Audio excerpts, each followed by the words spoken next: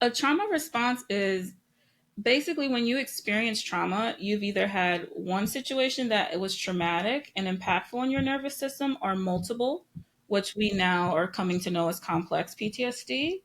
So a trauma response is your nervous system recognizing what happened, coding that as a danger, a threat, and then responding.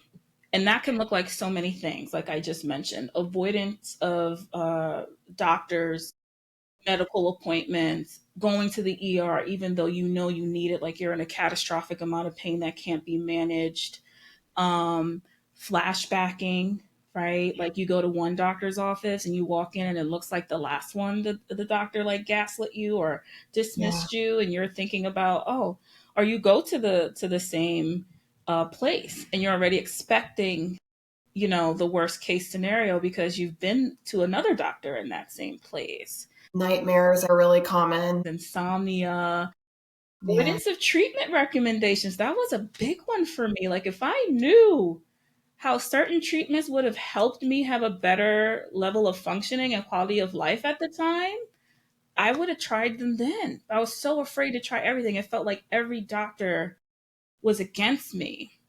And sometimes you almost felt like you're being like experimented on, you know, like they're just kind of like try this thing with no explanation as to why how it can help you. Um, Right. And if they're just saying that and you're in shutdown and you're not, you literally, when your nervous system is shut down, it's like you don't have the energy to ask the questions and find out more. mm-mm. And then sometimes you don't even receive the information, right? Yes. Because you're Yeah. so offline. Yes. And there was one more I wanted to say that probably is a little less like I think people don't connect it to medical trauma, but those like health checking behaviors, like you start having a new symptom and you're just like, I'm gonna Google this and see what the hell is going on. Like, what is this? But you still might be like, okay, this might be this, but I'm not going to the doctor.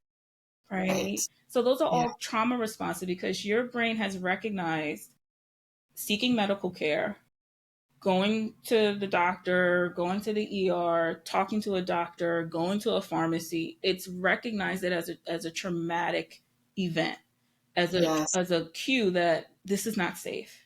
Yeah. Danger, danger, danger. Right. Yeah. The sirens are going. It's just like get the hell out of Dodge.